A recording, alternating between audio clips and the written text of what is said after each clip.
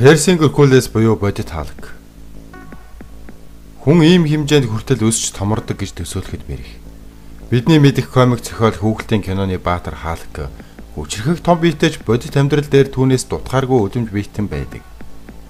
Түүнийг Сажада Гараби гэдэг бөгөөд өдгөө 28 настай 175 кг жинтэй 187 см өндөр авраг биетэн юм. Гараби хүндийн өргөлтийн тамирчин төдийгүй бодибилдинг холимог тулааны урлагаар хичээлдэг бөгөөд асар их булчингийн мастад бол Ираны хаалга буюу Персийн Геркулес хэмээн хочилдог. Тэрээр Бушер дэх Азадын их сургуульд худалдааны бакалаврын зэрэг хамгаалжээ. Олон нийтийн сүлжээ Instagram постнаа хагас сая орчим дагагчтай ажээ. Хоолны дэглэм дасгал сургуулийнхаа талаар нийтэлдэг бусад тамирчдаас ялгаатай нь тэрээр үргэлж аврах том нүцгэн сээжнийхээ зургийг оруулдаг байна. Улсаа төлөөлж хүндийг өргөлтийн тэмцээнүүдэд ордог Сажад Гараби нэгдүгээр 175 кг-ыг өргөж чаддаг ажээ. Тэрээр саяхан өөрийн төрсөн хүүгээ Instagram-аараа дамжуулан танилцуулсан юм. Түүнчлэн хаалт маань хүүхдэд ээлтэй нэгэн бөгөөд өөрийг нь шүтэн биширдэг хүүхдүүдээрээ байнга зочилдог ажээ. Пакистаны хаалга. Арбаб Хизар Хаят бол Пакистаны хаалга гэгддэг дэлхийн хамгийн хүнд биетэй том биетэй эрчүүдийн нэг юм. Өдгөө 27 настай тэрээр 444 кг жинтэй 198 см өндөртэй ажээ. Тэрээр 400 орчим кг жинтэй чулууг торох зүйлгүй өргөдөг. Үүгээр зогсохгүй трактор, автомашиныг хүртэл өргөдөг ажээ. Хаят нэгэн ярилцлаганд миний зорилго дэлхийн хамгийн хүчтэй хүн болох. Гэхдээ тэр цаг хугацаа тун ойрхон байгаа гэдэгт итгэлтэй байна. Үүнээс гадна надад энэ биеийг зайсан бурхан би хамгийн их талархдаг хэмээн ярьжээ. Хаятын ийм хүчтэй болоход нөлөөсөн зүйл нь түүний хоолны дэглэм гин. Тэрээр өглөөний цайндаа л ихэд 36 ширхэг өндөг, 3 кг ах 5 литр сүү уудаг бөгөөд 10 калорийг зөвхөн өглөөний цайнаасаа авдаг ажээ. Олон зуун эмэгтэй Пакистаны хаалгатай гэрлэх хүсэлтэй байгаагаа илэрхийлсэн ч Хаят татгалзжээ. Учир нь тэдгээр бүсгүйчүүд хитрхээ туранхай намхан тул түүнд гологдсон гин. Би дор хаяж 100 кг жинтэй 190 см өндөртэй бүсгүйтэй очихыг хүсэж байна. Тэгж байж л бид нийцдээ харагдан шүү дээ. Эцэг их маань ачаа даруй үзхийг хүсэж байгаа. Өнгөрсөн 7 жилд би насан туршийн ханаа хайж бараг 200-аас 300 бүсгүйтэй уулзсан байх. Тэд бүгд л дундаж жинтэй байсан. Одоогоор надад охирох эмэгтэй хараахан гарч ирээгүй байна гэж ярьжээ. Өсвөр наснаасаа эрчимтэй жин нэмж эхэлсэн тэрээр Пакистаны Мардан хотод ихэд алдаршжээ. Тэрээр дасгалаа илүү сайн хийж дэлхийн хэмжээний супер од хүчрхэг баатрээр болохыг хүсдэг ажээ. Энгээс хэмээх Бяцхан хотын 19 настай Юлия Винс хаалга шиг булчин Барби шиг царайгаараа ихэд алдаршжээ. Америкт түүнийг хаалга шиг биетэй Барби охин гэж нэрлсэн бол Австралид булчинлаг Барби гэж нэрлэдэг. Барби хүүхэлтэй мэд өхөөрдөн булбараа царайтай энэ охин Арнольд Шварценеггерийг нэг гараараа л өргөж чадна. Өдөөний жижиг хотын 19 настай Юлия охин өөртөө итгэлгүй бүрэг даруухан нэгэн байлаа. Царай зүс биеийн таалагдахгүй байсан тул гадаад өрхөө өөрчлөхөөр бэлтгэлийн танхимд ирсэн юм. Мэргэжлийн сайн багш байгаагаа тул эхний жилд үр дүн огт гарсангүй. Харин эх жил жинхэнэ пауэрлифтингийн спортоор хичээснээр бүх юм өөрчлөгдөжээ. 16 настай охины бие махбодод хүчний бэлтгэл дасгал нөлөөлөх нь мэдээж. Биеийн тамирын танхимд ирчүүтэй цуг штанг өргөсөөр түүний бие хаалх хэмээх киноны баатар шиг болж ирсэн юм. Юлия шинэ найзуудтай болж тэмцээн уралдаанд амжилт гаргаж эхэллээ. Олон нийтийн сүлжээгээр доогдсон бие галбирыг нь өөлөх хүмүүс тэр надад бие минь маш их таалагддаг гэсэн эрс хариулт өгдөг болсон аж. Нэг мэтгэд Юлия пауэрлифтингэд буцлагд уралсан байлаа. Тэр хэлэхдээ пауэрлифтингэр хичээснээс хойш гоо сайхны талаарх миний ойлголт эрс өөрчлөгдсөн. Намайг дэмждэг олон хүн байхад байн гуйлдаг атгархагчид олон гарч ирсэн. Бусад хүний юу их надад огтхон ч хамаагүй. Би өмнөө зориг тавиад биелүүлдэг. Биелүүлэх тусам би минь ч дагаад өөрчлөгдөж байна. Би галбиртаа би хайртай хэмээжээ. 165 см өндөр 48 кг байсан түүний чинь жилийн дотор 65 кг болон нэмэгдсэн гин. Гэхдээ таргалсан хэрэг биш, булчин нэмэгдсэн юм. Түүний гарын булчингийн тойрог 40.5 см.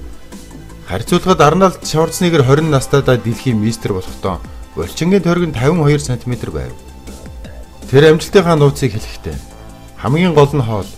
Би өмнө нь өдөрт 2-3 удаа хоолдог байсан болохоор амжилт гаргадаггүй байсан.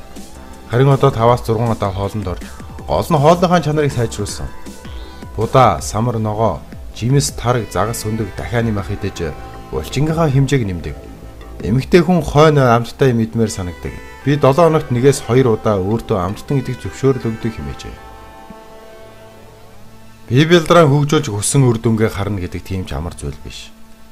Гэхдээ захим сүлжээ Солонгосын хаалт хэмээн нэрлэгдэж шуугаан тарьсан чулсун гих залуу өөрийн хүсэл мөрөөдлөө хүрч чадсан юм.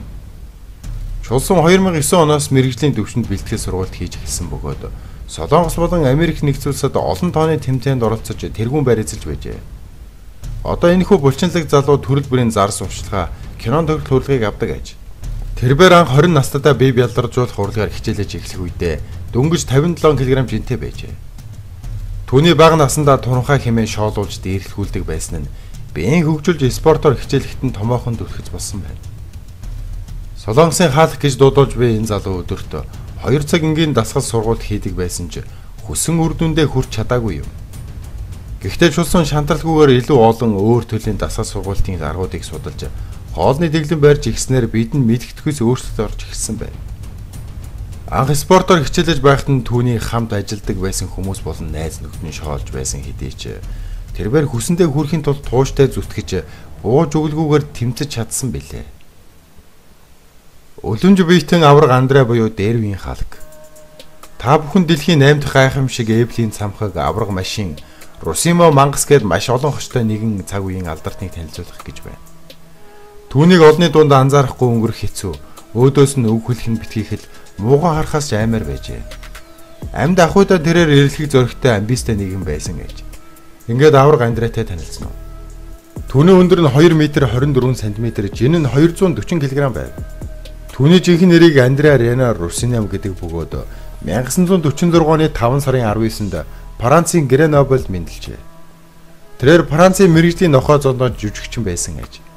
Авраг Андре нь акромегал хэмээх өвчтэй байсан учраас ийм том биетэй болсон байна. Тиймээс ч бүх нохой зодоончийн мэрэгжлийн түүнд тохирох хамгийн зөв замнал байсан bijээ. Түүний хамгийн дуртай өрсөлдөгч нь алдарт рестлер хаалт Хоган байв. Спортод олсон амжилт нь Андрег урлагийн тайзнаа авчрах харгуйн болж өгсөн билээ. Тэрээр сүйтгэгч Конон, гүнж сүйт бүсгүй, ихээ сосны зэрэг хэд хэдэн кинонд тогложээ. Андре нь 1993 оны 1 сарын 23-ны өдөр Парис хотод таалал төгссөн байна. Үхлийн шалтгаан нь зүрхний дутагдал болжээ. Хаалт нохой. Дэлхийн хамгийн том питбулыг Америкийн нэгдсэн улсын Лос Анжелес хотын залуу гэрбэл тижээдэг юм байна. Тэдний 17 сартай питбул нохой 80 кг хүрч дэлхийн хамгийн том питбулаар тодорсон бөгөөд дахиад ч том болох бүрэн боломжтой юм. Энэхүү нохойг хаалт гэдэг бөгөөд гөлөг байхдаа л үеийнхээ өөртөө айдал нохтоос 2 дахин том байжээ. Хаалт өдөрт 8-аас 11 кг хоол идэг аж.